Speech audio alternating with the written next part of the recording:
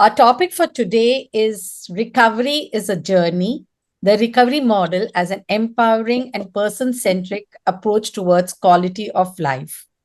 And our speaker today is an international speaker. To me, my personal opinion is that recovery is a journey and not a destination. It is unique to each individual making progress and moving forward. It is a journey of discovery, learning, unlearning, relearning, etc. But let's hear what our speaker has to say. And our speaker today is Ms. Charlene Sunkel. I welcome you, ma'am, and we are truly honored that you accepted our invite and agreed to speak today, and that also the Foundation Day of FACEMI. I just think it's just apt, the topic today. And thank you for being our guest. To introduce our guest, Ms. Charlene Sunkel, she is the CEO of Global Mental Health Peer Network. With a lived experience, Ms. Charlene is a global advocate for the rights of people with mental health conditions. Her contributions extend to authoring and co-authoring numerous papers from a lived experience perspective for a well-regarded international publications. She serves as an editor-in-chief of PLOS Mental Health.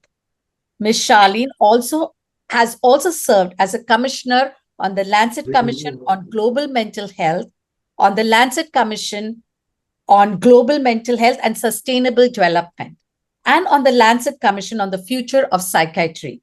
She co-chaired the Lancet Commission on Ending Stigma and Discrimination in Mental Health.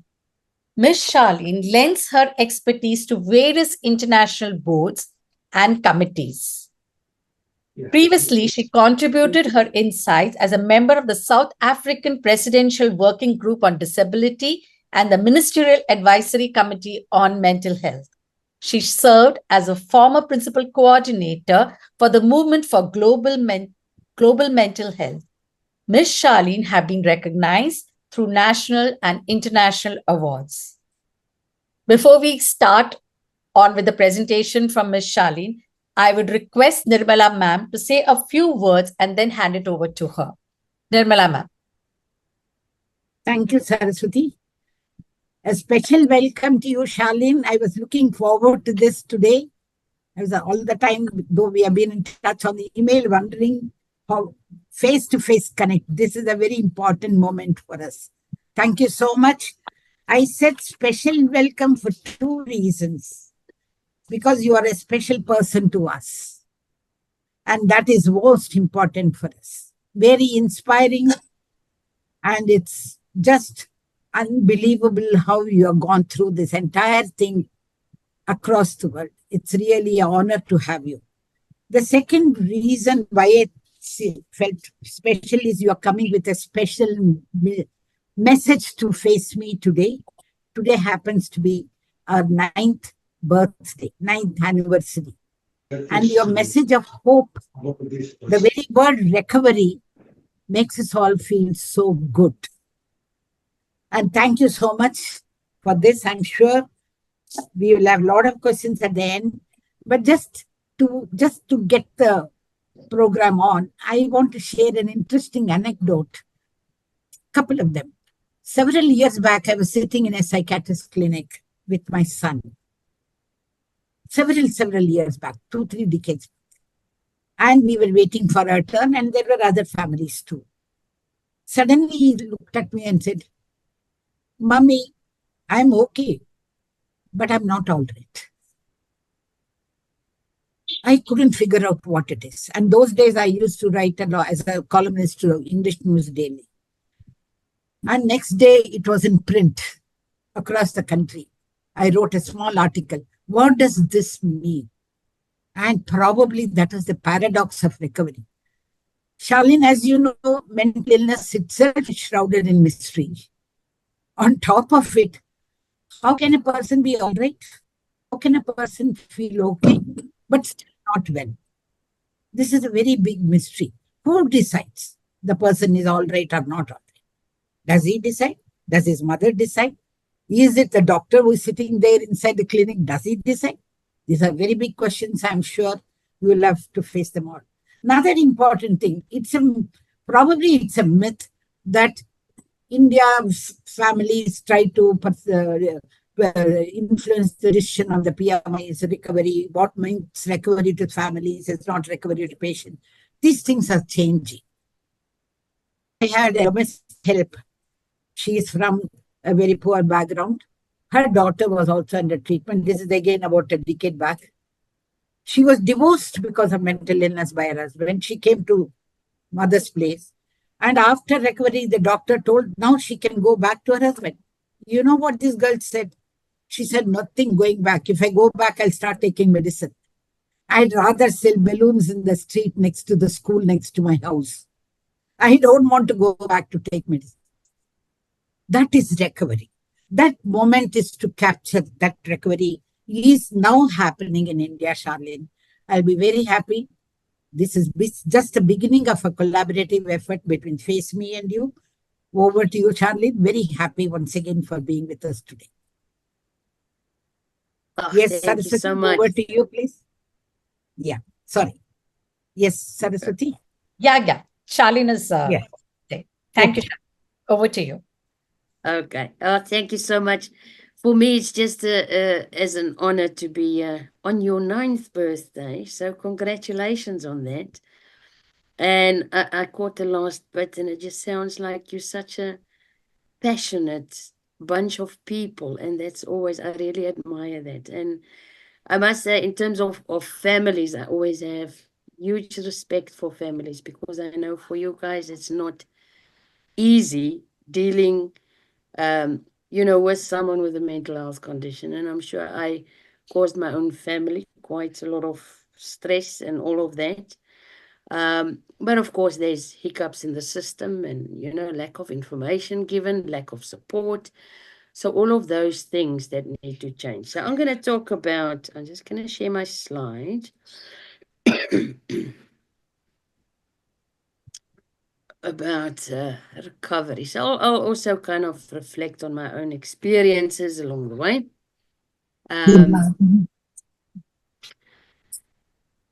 So for me, when we talk about recovery, for me, it is about having access to services and support that's really based on solutions and the needs of the person. And only then is the person able to achieve quality of life. So in your remark, when you said who's asking if the person is okay, for me, it is, I think there's a misunderstanding, because people think because you've got a mental health condition, like for me, I can't be mentally healthy. I can't have quality of life, but I can. I live with schizophrenia since 1991.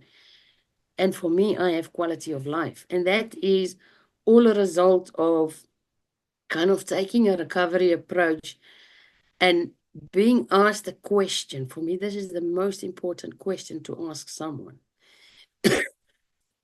Sorry, I got a bit of flu.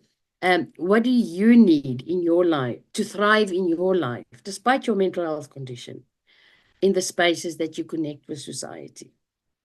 So it's based on the person. Me with schizophrenia, my needs are different from the next person with schizophrenia. So it's always important. Look at the person, not the condition. The recovery model, just to look at what that means. For me, it's important because it's set in the community. So that is why also we need family involvement, that support structure in the community. We're moving away from institutionalization and segregation. So we need to be part of a community. And then obtaining and sustaining hope. I must maybe share why the word hope in the recovery aspect is so important to me. When I was diagnosed, I was told that I would never achieve at anything in my life, just because of my mental health condition. They termed it poor prognosis. For me, that was almost like a death sentence. But when I discovered like a recovery approach to the pure medical model, I discovered there is actually hope. And I've listened to other people and seen other people with mental health conditions focusing their journey on a recovery. aspect. So that is hope. And then developing an understanding of one's own abilities and limitations. Yes, you need to understand when you want to recover, what is your abilities and to develop those abilities. What is your limitations? I know I shouldn't take on too much stress because I probably will have some relapse or it will affect my mental health. But it's not to say that you need to so much focus on your limitations and what you can't do. Your TCS meeting today? But to focus on your abilities is very important. That positive aspect and view of your own life. And then to live a full life in the community as an equal citizen. There's nothing more empowering and feeling that you belong than living in the community. And to have a purpose in life, because that also gives you a positive self-image. I've seen so many people with a diagnosis who feel that there is no, like I said, when I was given a poor prognosis, I felt I had no purpose in life. But eventually in my work today, and a lot of things contribute to me having that, feel that I have a purpose. And then with all of this, it also comes with responsibility, autonomy, to take responsibility of my own life. That is important. So I can also look after my own mental health. So the focus essentially of recovery is that it's person-centered and not illness-centered. It's client-driven. I don't use patients. I see sometimes a lot in the mental health space, people keep referring to patient. But for me, I'm only a patient when I'm in a hospital. So that's why I often refer to client. So it's client-driven instead of professional-driven plans. So it's for the person to decide what they need for their recovery and not for a professional to decide that. That comes back to your initial comments. And then relationship-based services. It's always about building a relationship. Remember, it's very difficult for a person and it takes a lot of courage to seek help in the first place. And to, on top of it, in services, to trust people. So to build that relationship contributes a lot to the person being able to share their story and their concerns in a safe space. It's also looking at strength, so it's strength-based and trauma-sensitive. Always to look at services or whatever that the person is not exposed to additional trauma. I can maybe mention what I mean by that is I was involuntarily admitted a couple of times. And for me, that was an extremely traumatizing experience. Because I'm sure you know, in India as well, the psychiatric hospitals doesn't look very good. In South Africa, it looks very much like prisons instead of a place where you would receive care. So that trauma, one should also think of that. And there should also be non-judgmental and acceptance and also harm reduction. No power struggles, and that refers to service providers, that there's no that hierarchy, but you're a partner in your own care. And there's empathy. Empathy is very important, to try and put yourself in someone else's shoes, try to understand what they're going through. And then you actually feel that you are listened to and heard. And to work on recovery and not a cure. I know there's sometimes, I remember in South Africa a while back when I was talking about recovery, because in South Africa, it's also not really a very common thing to use in the mental health space. So people would say, no, people can't recover. It's a chronic condition. But recovery is not about that. Recovery at the end of the day is about of life. You're not trying to cure the person. They may have this condition for the rest of their lives, but what you want is them to be happy and fulfilled. So there are a lot of recovery-orientated practices, which I'm going to list a couple of, that at the same time reduces coercion.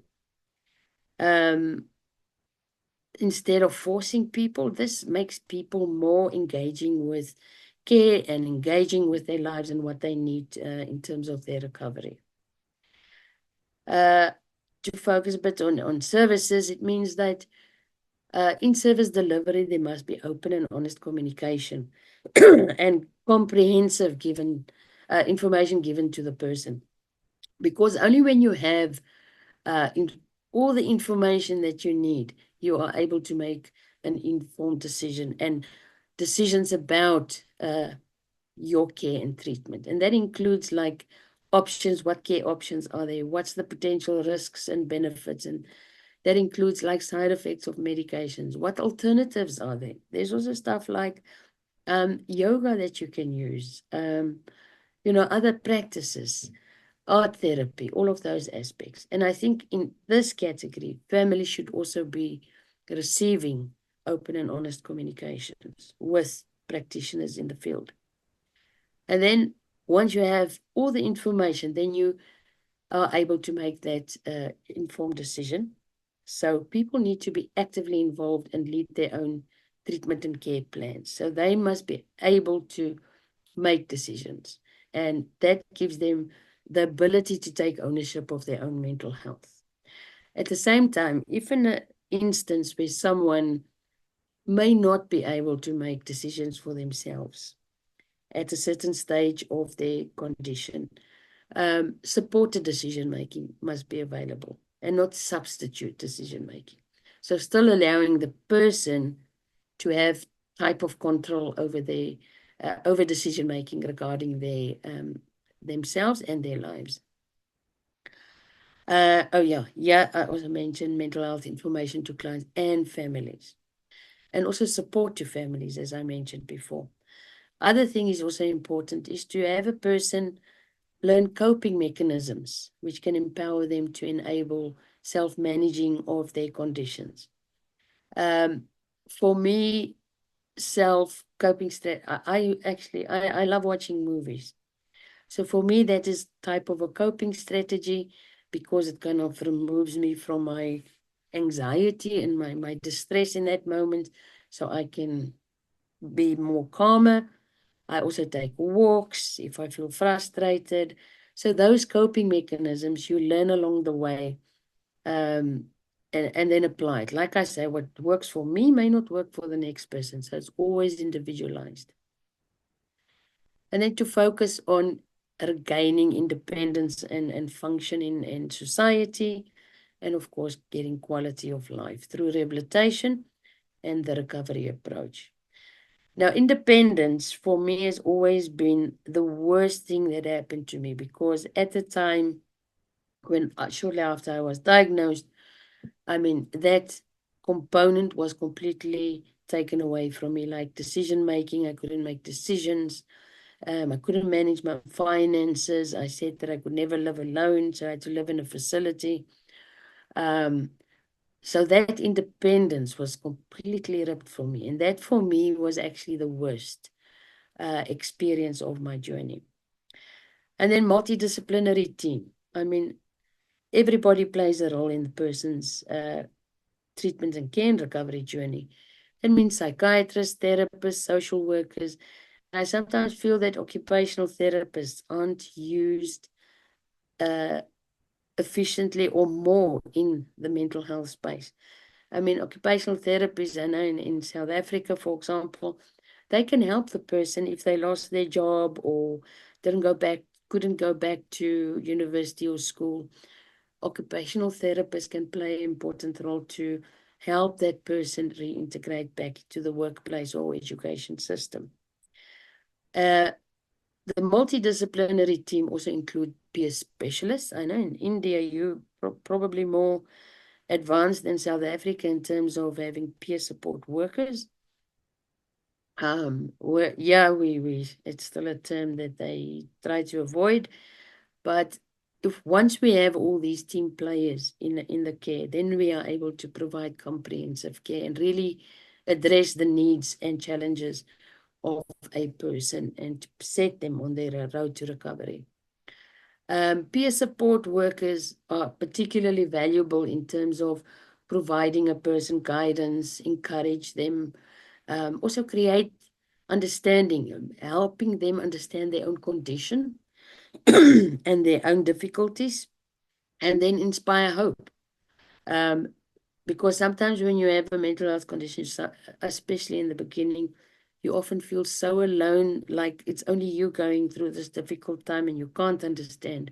So a peer can really help a lot in terms of that. Crisis management plans, that's always a good thing to have. I mean, at any event, I know I might at any time relapse depending on circumstances. So for me, I feel, how can I say, almost safe because I know I have a crisis management plan. And I feel de-escalation techniques should be taught to both service providers, but also families. And then to have that immediate access to crisis services are also very important. I've experienced in some countries where crisis services are not often immediately accessed. There's a whole queue up and people can't get into emergency services at that immediate stage. Advanced directives, as far as I understand, India's fairly new Mental Health Act now has advanced directives featuring in the Act. South Africa hasn't, but I am very much for advanced directives because it really outlines the person's preferences for treatment, care, and support. Because you always worry when you relapse and you have to go to hospital. You always worry, who's going to water my plants? If you have a family, who's going to take care of my family? For me, I have pets. Who's going to take care of my pets? All those things are important and makes the person stress less once they need to go to access care. Here's a barcode. We actually developed a template of an advanced directive, especially to be used in instances or countries where it's not readily available. So if you want to have a look at that, you're welcome to do so. And then also address the potential trauma experience with an emphasis on safety, trust, and empowerment. One should always look, like I said, in terms of the service, always to protect a person from any trauma that they may experience along the way. Therapeutic environment based on trust, empathy, and support. So the places where care is received, it must always be a place where one feels safe, because otherwise you won't be able to share your concerns, your fears, and what's bothering you, and, you know, your emotions. It's very difficult to express your emotions. Something I feel extremely passionate about is the spaces or the physical environment in which services are delivered, and that to be dignified. Like I mentioned before, especially psychiatric hospitals that I've been to, really looks like a prison. It's got like bars on the windows, it's got high barbed wire fencing around it. But even inside the wards, you know, the bathroom, sometimes the toilets or the baths doesn't work properly. There's only cold water. Or the walls are bare, the furniture are torn. So you can imagine how you feel. This is a place where you go to, where you need to trust your life into others' hands to receive care. And just that image alone, that's not really homely, makes you already more anxious. So I am particularly passionate about creating spaces that's more dignified. I know governments often in public hospitals or private hospitals that I've spoken to regarding improving how the environment looks like, especially in hospitals, often speak about lack of financing, but it doesn't really cost that much to make a place look homely. I mean, get donations of paint, for example. There's always plants outside. A plant make a huge difference, or plants in the wards. And also many of the service users are extremely artistic.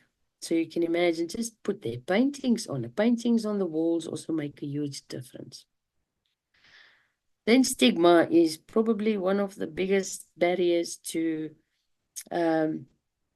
biggest barrier, biggest burden in mental health. and worst for persons experiencing mental health conditions.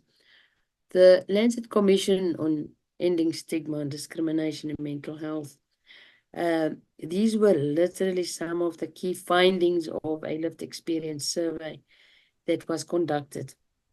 That people reported that stigma and discrimination is actually worse than the symptoms of their mental health condition. Another reference was made in terms of derogatory terminology, which many feel encourages discrimination. I mean, words like, I've been called schizo and toasted and all kinds of horrible words, and it really makes you feel like you have no value in life. It also violates human rights because it promotes exclusion. It denies a person life opportunities like work and employment, education, housing, all of those aspects. And biggest thing is also it influences help seeking. I remember the beginning when I was first experiencing symptoms, I was very scared to seek help because I was too afraid how it will appear if I walk into a psychiatrist's consulting rooms. Just that connection made me afraid. So stigma is a big thing. But for me, the biggest loss resulting from stigma is that governments and stakeholders in the mental health space really losing out on the valuable expertise of people with lived experience in terms of contributing and helping to change services and the lives of others with mental health conditions. I remember the impact of stigma on my own life. It was quite interesting to see how people's reaction changed immediately as soon as they came to hear about my diagnosis. And of course, everything based on false perceptions. Suddenly people thought I was unpredictable and dangerous, that I need to be kept in a facility for life. Nobody actually spoke to me. It was always strange. People would speak to your family right next to you or the person next to you, but not to you. Having that perception that nobody can have a conversation with you, or even that you don't have any emotion. They would speak about you or talk about you badly right next to you, thinking that you won't feel any emotion. And then also, like I spoke about, the independence and decision-making capacity, that is really terrible to put that on someone, because I think as human beings, we all thrive to be our own person and to make our own way. And once that's taken away of it, your purpose in life also goes away with it. When I lost my job because of my mental health condition, I was said that I would never be able to work again in my life. And like I mentioned, also not achieve at anything. But luckily, I had a bit of a rebellious streak in me since a teenager, and I always deliberately did what people said I couldn't do.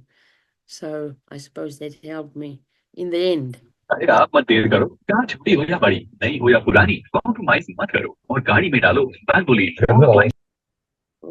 Okay. Also based on the Lancet Commission, one of the key findings was that social contact and contact-based education was the most effective way, or is the most effective way, to reduce stigma. So having people share their stories, or merely just by including people in the community, reduces stigma. I can maybe use an example what made me realize how people actually see others with a mental health condition, especially schizophrenia. In South Africa, I was on a television talk show and radio talk show, and there were people calling in and saying, but it doesn't look like you have schizophrenia, or it doesn't sound like you have it. So it made me think, people have this perception that you have to look and talk in a certain way. So how best to kind of break that stigma is just by including people who look like any other person, automatically breaks down stigma. So, yeah. So for me, what is important, why a recovery approach is so important? First of all, it's a human right because it gives a voice and choice to the person living with a mental health condition, gives them the right to be in the community with their family, with their friends and people that they love. It reduces stigma, first of all, and it's cost effective if you really think of it. All these practical examples that I mentioned before about recovery, letting the person lead. Usually it's very simple things that a person needs. And that really makes them to achieve quality of life. So if you can think of, if that was not in place, if that's not the case, a person often tends to end up back in hospital, and it costs a lot of money to keep a person in a hospital. So the recovery approach is far more in the long run cost effective. It also reduces barriers to access and it provides social support from peers, families, and the community. And it's a holistic approach. Recovery is not so much only about a person's mental health, like symptom reduction, taking medication, all of that stuff. It's about purpose. I mean, employment, access to employment. Everybody wants a job and really feel that they serve a purpose. Having housing, it's about that. Having friends, being social, being able to do what they love doing and also explore their interests. And most importantly, it empowers people because much of the recovery approach is giving the power to the person to decide what they need in order to be okay and to be fine and happy. And that's the end. I just added this slide if you're interested. We are organizing a summit, Global Mental Health Summit next year in Cape Town, 10 to 12 November. And that is it. So I wanted to leave some time for questions. So I will stop sharing now, and then I'm happy to answer anything. I'm fairly open. Thank you, Charlene. Wonderful to hear about your approach to recovery from mental health issues. We have a couple of questions in the chat box, and I would request our members to either write their questions in the chat box that I would read out to Charlene, or you could raise your hand and we would call out your name and you could ask Charlene yourself. So going on to some of the questions that are already here, Mr. Ravindranath asks, in principle, the client should decide the treatment plan, but what if the client is not in a position to decide? So Charlene? Yes. Okay. Yes, like I said, supported decision making. You can have a supporter, and sometimes the most valuable supporter is a family member. Because a family member or person who is close to that person knows their will and preferences and know what their values are. So that person is in a better position to help make decisions for that person. Instead of a random person who doesn't really live with that person, who doesn't know him that well. So that is why I said supported decision making should always be available. So another person, the same person asks, what is the difference between supportive decision making and substitute decision making? Yes, supported decision making is the person still. Let me start with substitute. Substitute decision making is when someone makes decisions for you. You probably heard of the term where people say making a decision in your best interest. But the question is, how do you know what is the best interest of that person? Supported decision making is you supporting this person to make a decision. Let's say I am struggling to make decisions, and someone's asking me, what do you want? What service do you want next? For what would help you? I may not immediately know. So a person that supports me may help translate that for me slowly. And I may say, please, you make the decision for me because I can't, or the support person can break it down more for me and explain it and help me to make that decision. I don't know if that makes sense. Yeah. Thank you so much. Another question that from Mr. Shirpad, it says, just curious, is mental illness a disability in South Africa? Is there any reservation for persons with mental illness in government jobs and higher education in South Africa? Reservation. Any reservation? Is it a disability? Is mental health? Yes. Mental illness a disability? A couple of years ago, we had to fight a bit to get it considered as a disability, but it is. So we have fall under the same human rights as the CRPD, the UN Convention on the Rights of Persons with Disabilities. Actually, we have, it can be quite tricky when it comes to jobs, especially in South Africa, because people are still afraid to disclose their mental health condition because of stigma. But yeah, it is considered a disability, and you can receive reasonable accommodations in the workplace if you disclose that that's your disability. She says her son states that he is facing cognitive problems in his daily life, which the doc says is because of OCD, and he has prescribed a vitamin. Yes, his OCD is very old. Old thoughts may pass away, but new arise. His insight is also not strong. So what is the way for his recovery? This is a person with OCD. Yeah. I think, again, throwing it back to your son. Also ask him to make him also think of what ways is there that would support him. Kind of dissect where the OCD or the thoughts are coming from. I think a PIC is started counseling. That could be one way. I think there's different things, but for me, it's always ultimately about the person finding a way that can alleviate their symptoms. I know he receives medication, vitamins. I also take vitamin supplements to help with concentration and so on.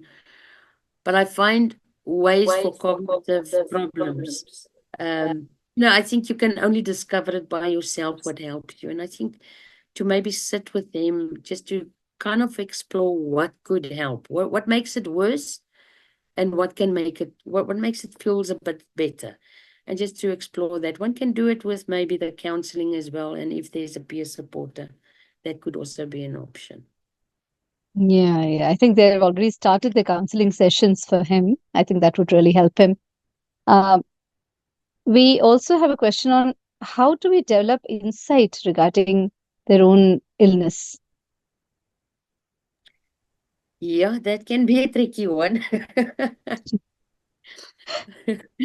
I suppose I had no insight at all. You always want to fight it, but to be honest, I don't often have an answer for that.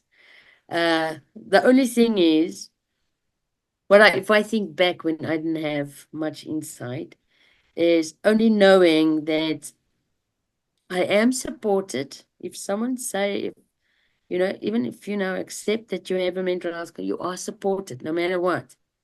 And just to give the facts, I think ultimately it's then up to the person, but I know it's not as easy as it sounds. I do know that. So it is a tricky one there.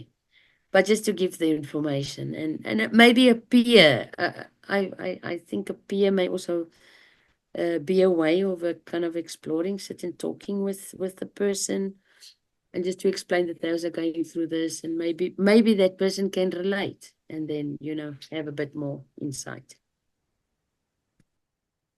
Thank you, Charlene. We have a couple of people raise their hands. I would start with Ms. Rama Ganeshan. Ma'am, you can unmute yourself and ask the question. Yes, ma'am, Charlene, ma'am, the talk was very useful and informative, madam. I have one question, ma'am, regarding marriage. Of late, my son with schizophrenia insists that he wants to get married, but I have lots of fears about it. And I'm really scared how to go or how to approach this issue, ma'am, of marriage, whether it will work out or it will be useful. I don't have any idea. I have only fear within me of this question of marriage. Of late, he's 36 years old and he's been having schizophrenia for 13 years. So he insists that he wants to get married, but I don't know how to go. I'm really scared. Yeah, I can imagine. But I think from a recovery and a human rights aspect, I don't think you can deny him. But what I would suggest is, okay, I can't provide total solutions because it always depends on the unique context of the person and all of that. But if I think of, it's always good to really make the person think about the choice, to ask, are you aware? Have you thought of all of this? This is what this involves.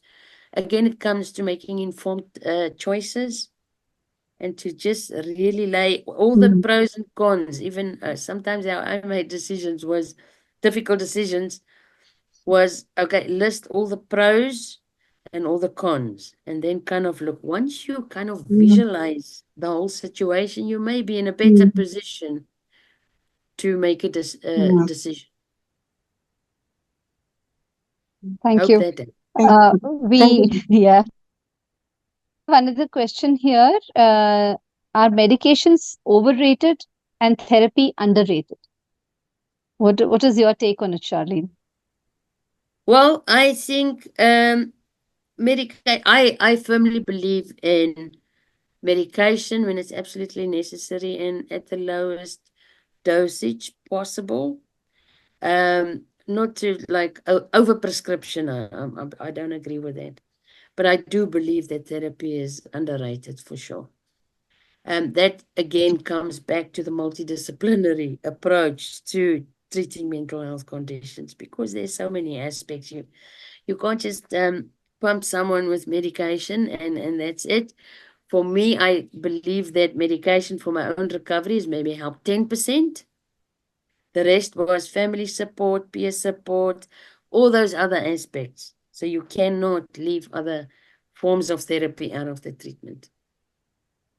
In my personal experience also, the psychiatrist told us that therapy will not be helpful, not much. What my brother needs to go through is more medications and family support. I think we also need to rethink our approach to how he receives his treatment and how he can go on to the road for recovery. Thank you, Charlene.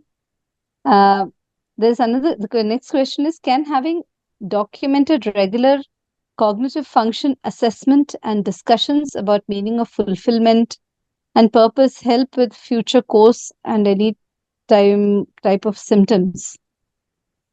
Educating on ethics, integrity, and attitude to entire family should be a part of education and psychoeducation. I believe family therapy should help. Thoughts? What do you think, Charlie? Okay, you could read it in the chat box if I'm not very clear. It's very long, actually. This is from Mr. Prashant K. Okay, documented.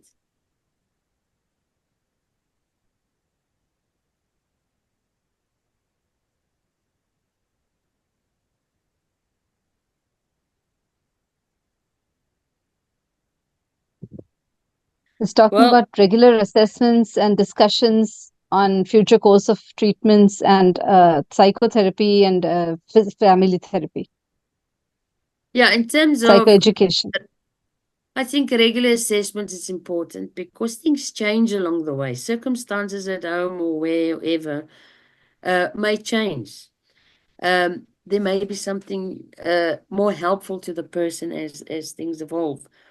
Educating on ethics, integrity, and attitude to the entire family. I think that's also important for to be included, as well as psychoeducation.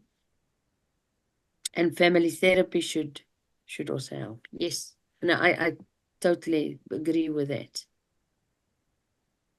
Thank you. Indrani asks about addiction, how to help teenagers or adults addicted to substance or alcohol, and they behave very rudely at home and not very supportive about the treatment options. How to connect to them? Yeah, teenagers is a whole different story now. Different breed of people. Yeah, I am not very, I can't really say much expertise for addiction and substance use, or teenagers for that matter. But yeah, I think that's challenges. When it comes to teenagers, I'm completely clueless. It's a whole different generation. But yeah, maybe peer, what I can think of, what I see in some countries, in some spaces where peers, teenage peers or young people, you can see now in the global space, there's a big young youth movement. And I think they would be very valuable in dealing with issues of young people.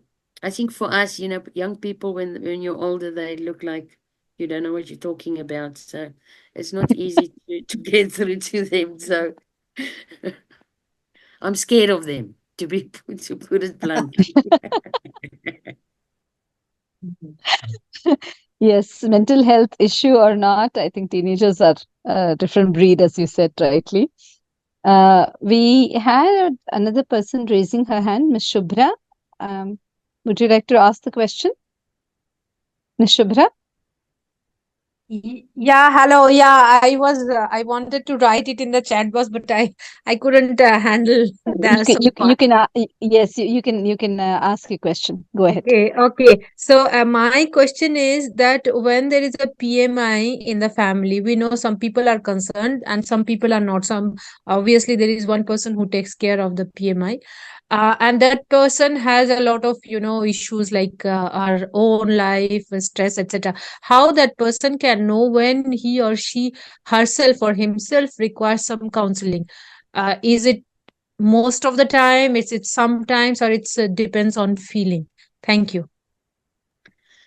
To be honest, if a person supporting another person with a mental health condition, I think it's always important not to wait until it gets worse. If I can say, you wait until you're in a crisis and then it's end. It is a difficult job for you to look after a person with a mental health condition. And for me, I always see the value in still having someone to talk about it. Even if you can access counseling on a regular basis, even if you do feel you're still in control, I wouldn't wait. I still see the value of continue, because every person still needs someone to talk to about the difficulties. It's healthy, actually. Thank you. I'll continue from here, Charlene. I think Rama Ganeshan has one more question to ask. So, Rama, would you like to ask the question?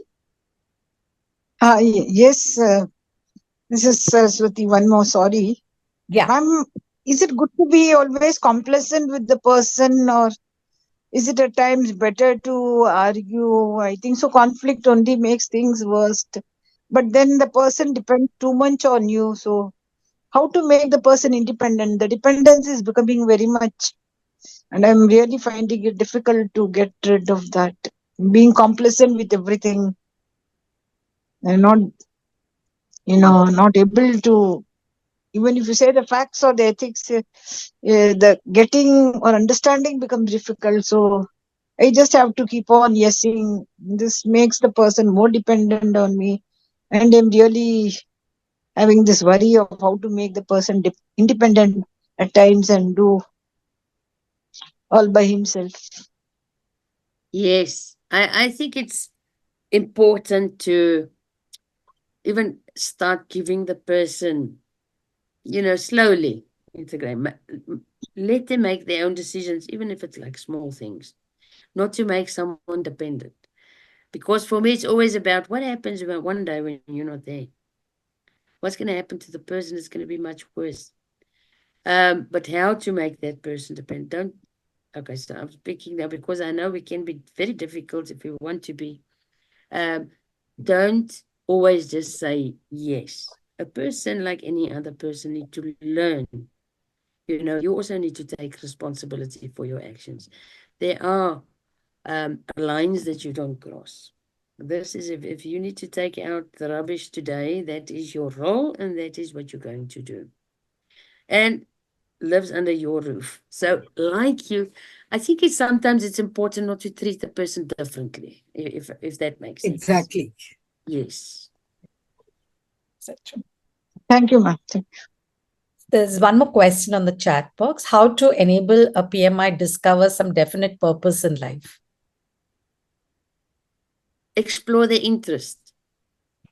Everybody's got potential. Everybody, no matter who it is.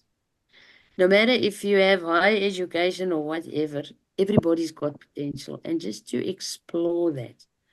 And if you're not quite sure, try different things until you find what you are interested in and explore it. The purpose doesn't necessarily mean finding a job.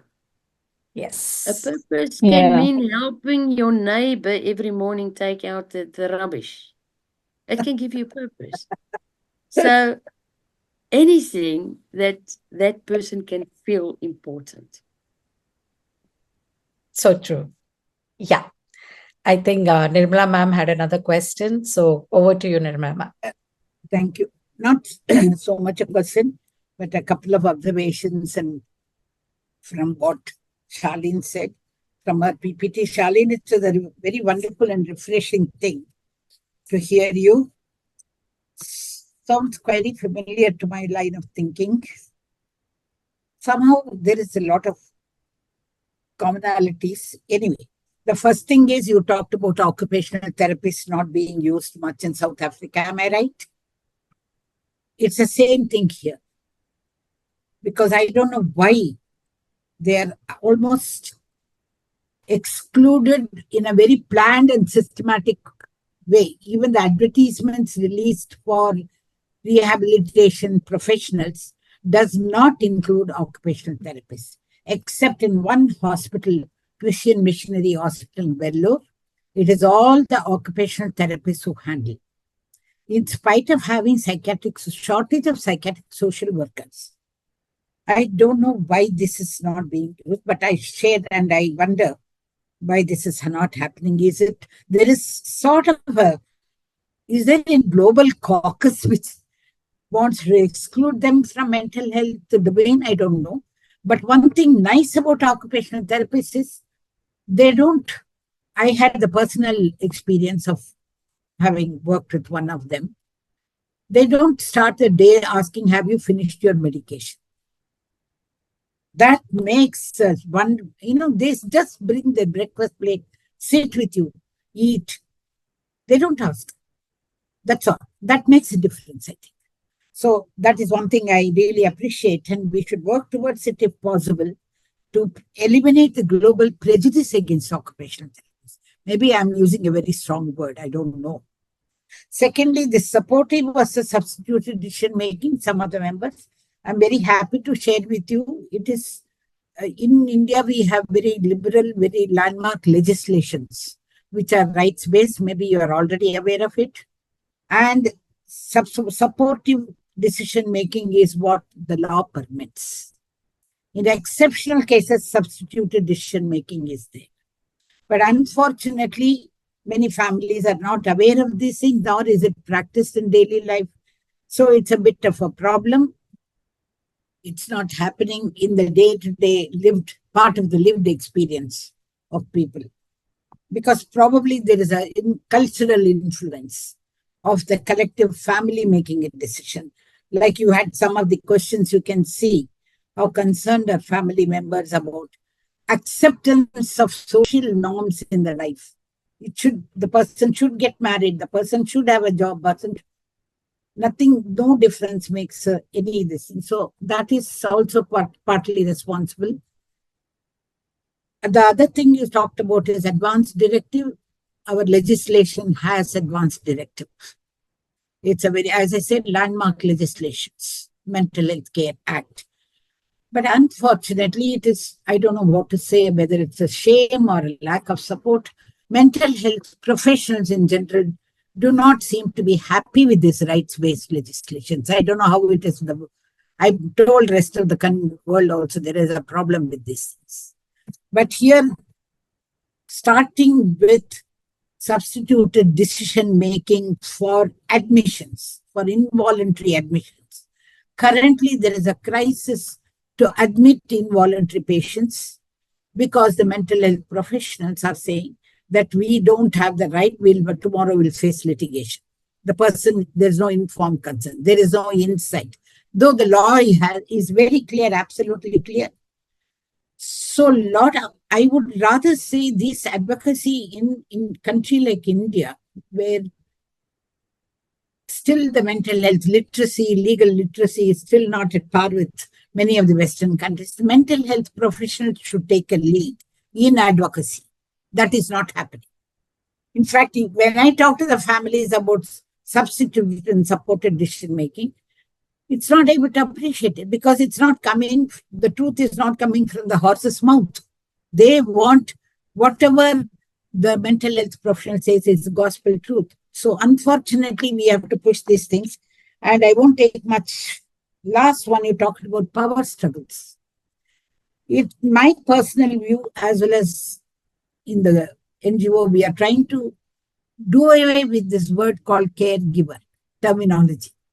Somehow caregiver in a family, I'm not talking about caregivers being used by officials and governments and professionals for in their research efforts and initiatives. Let them use it. But in a family, when this goes on, giving this idea of care creates an hierarchy. And there sets in the power struggle. I'm not saying in any derogatory way, but unintentionally it happens.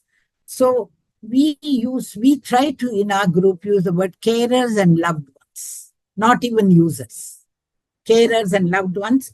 And by using the word caregiver, we also not only underestimate, we are not even able to recognize whatever little contributions, little or big contributions made by the loved ones under treatment in the family.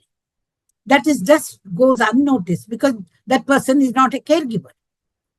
There are so many narratives of persons with mental illness, loved ones in our own groups who have come forward to take care of their family members, whether it's surgery, whether it is 2 or 3 days of flu, whatever it is. So many cases. But for this, we should try to do something. Personally, if we can do away with the word caregiver and burden of care, these are all very toxic terminologies. Personally, this is what I wish to share. And they're also very discriminatory. With this, of course, finally, when the psychiatrist, this is my last observation, and you can, if you have anything, we can share. When the psychiatrist pronounced that diagnosis, the first visit, I think it can be a little more elegantly handled by them. Because it's like I was told, once a mentally ill person, always a mentally ill person. This is all about, you must have come across this. Once a schizophrenic, always a schizophrenic.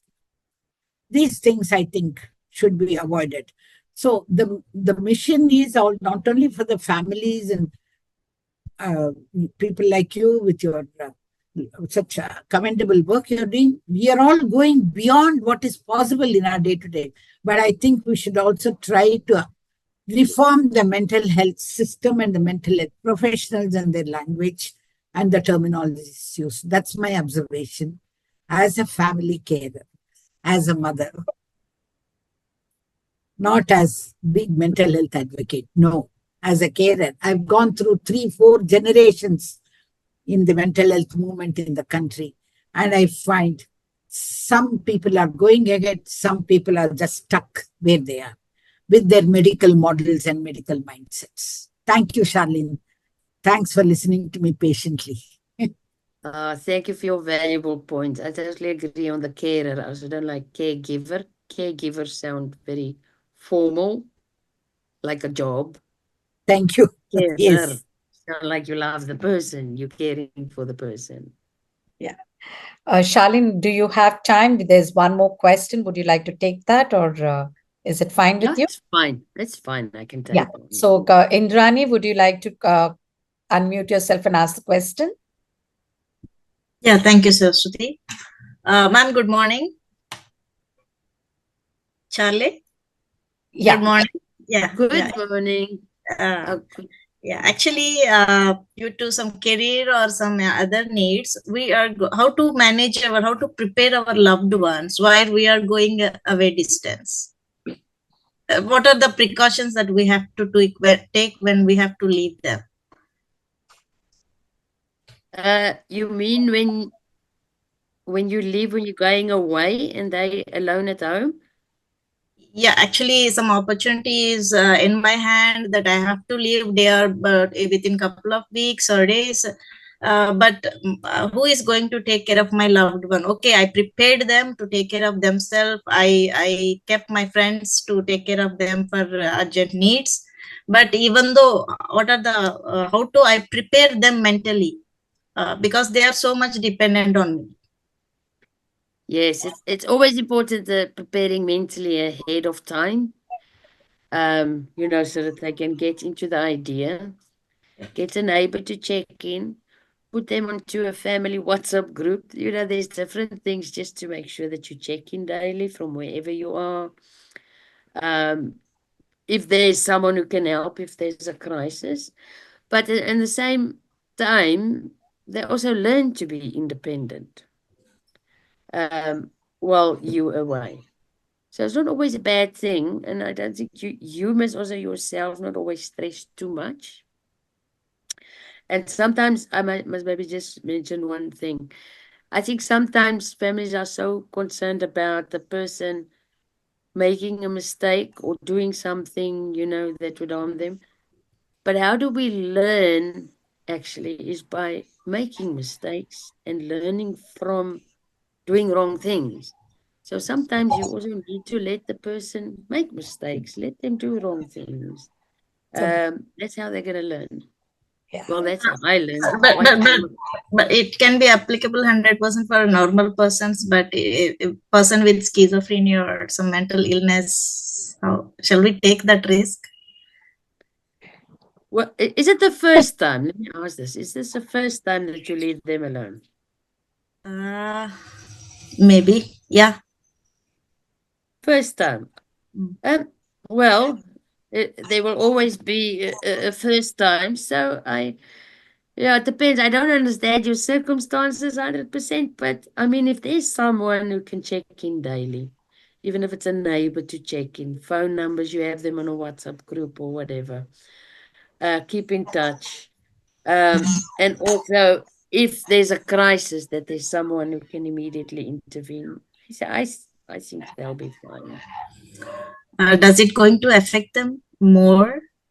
Did you ask them? Maybe that's the first question to ask. Are they okay? Do they feel safe about that? Will they be okay? If they say, yes, please go away, then you know they'll be fine. Exactly. Yeah. You never think of it. Charlene, I'm sorry, but there are one more hand raised, and that is Dr. Kalyan Sundaram. Doctor, please go ahead and ask your question. Yeah, thank you very much for Nirmala for organizing this wonderful event as always. My pleasure, Doctor. Charlene, I'm a doctor, I'm a psychiatrist for about nearly 5 decades in this field. And I thoroughly enjoyed what you conveyed. And what he conveyed was very simple, very doable, and everybody must learn to understand what kind of lived experience you're talking about. And from there, how this can be translated into several learnings from everybody. And I learned listening to you today. Thank you very much. There's a couple of points I want to flag. I want to highlight rather. Shared decision making is a concept is coming into the forefront, but it's not enough. And somebody mentioned when you talk to your patient and the families, we talk to the families almost ignoring the presence of the person who's sitting there. Exactly. Assuming the person has nothing to offer but nothing to contribute. It's a very sad thing to see. Yes. When you do ask them, is there anything that you want to say about yourself or what you wish to do? Very often turn around and ask you, are you asking me? Because this has never been asked. Secondly, involving the peers in management plan or other people suffering from illness is a great opportunity for everybody to learn from one another. And we have noticed in our own setup in Richmond Fellowship, we work on therapeutic community principles. And the clients and the staff work as a unit for improving the community, which is a community in which they live, in a, let's say, halfway home. When it comes from the peers, they're able to acknowledge and accept it far better than from professionals. And because their experience, when they talk about what they went through and how they improved, how you can also get improvement, that resonates with them much better from the professionals. And I agree again with Dr. Nirmala when she said, psychiatrists must desist, or any other mental health professional must desist from pronouncing a diagnosis on the first visit. Very often it is not even possible. You need a few sessions before you can arrive at a possible diagnosis. Sometimes it may not be the same because mental illness issues are a dynamic process. Nothing is static. And there are several factors that can make things change. So I often tell them, I'm not very worried about the diagnosis at this point in time because I do not know yet.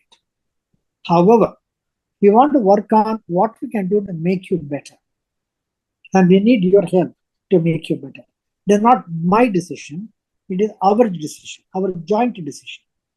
So when you involve them in that kind of a conversation, the chances are they're likely to support you or be adherent to what you're saying is very high.